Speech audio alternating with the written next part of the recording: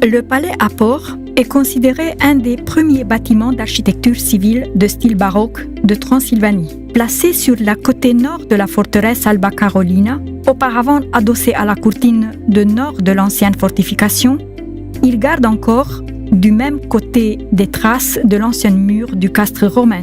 Bien que son fondement appartienne à une maison médiévale dont il conserve des éléments stylistiques, il a été construit dans la deuxième moitié du XVIIe siècle.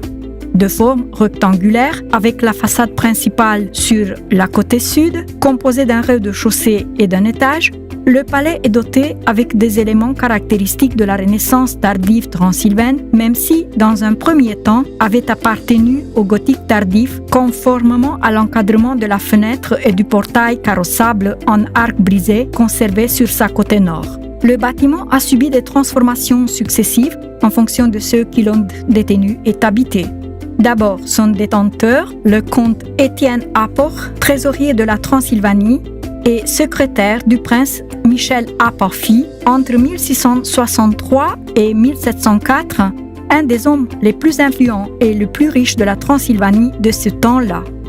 Ensuite, le général Stéphane de Steinville, commandant des troupes impériales de Transylvanie, qui, à partir de 1714, l'a transformé en résidence personnelle. Et dans ce sens, pendant les travaux de construction de la place forte, le bâtiment a été agrandi par des surossements et des ajouts sur le côté sud et par l'annexion de l'aile de la maison de Nicolas Bethlen, située dans la partie ouest. L'édifice a reçu l'allure d'un palais enrichi avec des éléments du baroque. Un avant-corps en forme d'accolade, abritant les escaliers d'honneur au balustre, les portes et les fenêtres garnies d'encadrements, est un couloir d'accès vers les pièces somptueuses, décorées d'armes et de trophées typiques à ce style architectonique.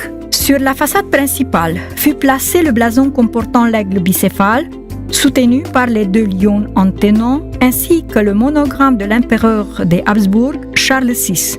Malheureusement, nationalisée à l'époque du régime communiste, l'ancienne résidence nobiliaire est tombée en ruine et abandonnée dans les années 90 du siècle précédent, après avoir reçu des destinations diverses, entre autres celle de siège d'une coopérative agricole de production. Désormais, suite aux amples travaux de restauration effectués au début des années 2000, le palais peut abriter actuellement le siège du rectorat de l'université 1er décembre 1918.